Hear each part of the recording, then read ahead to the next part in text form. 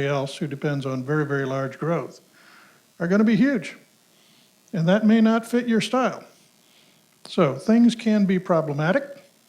Look at these things before you get into the business purchase, not afterwards. Well-organized sellers are very different than the 90% that Ralph gets to deal with. Well-organized sellers have already written a good prospectus. They show growth in sales and profits. They've cleared the underbrush of bad contracts. Minority shareholders, by the by, are not ethnic or racial minorities.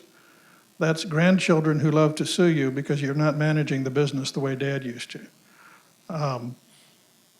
The problem products, if you have a product like asbestos, you might have a problem. Long tail liabilities, other things. And you need to get rid of the people who are poised, ready to sue on their employment contracts. The average employer-employee piece of litigation that resulted in a judgment against an employer had a judgment of more than $660,000 in Illinois as of last year, according to jury verdict research. So clear out the underbrush before you put that company up for sale. And that does often mean lawyers, accountants, and other horrible things. But settlements are a lot cheaper than litigation.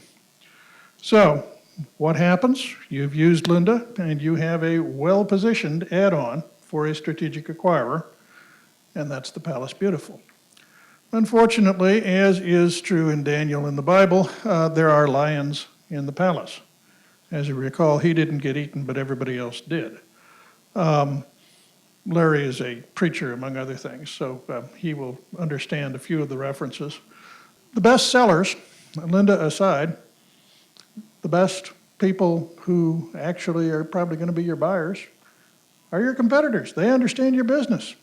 Other people do not understand the value that is in your business. So at the same time, you have the biggest risk dealing with your direct competitors, but you also have the maximum amount of value that can be realized out of a company because people understand very well what it is you're doing.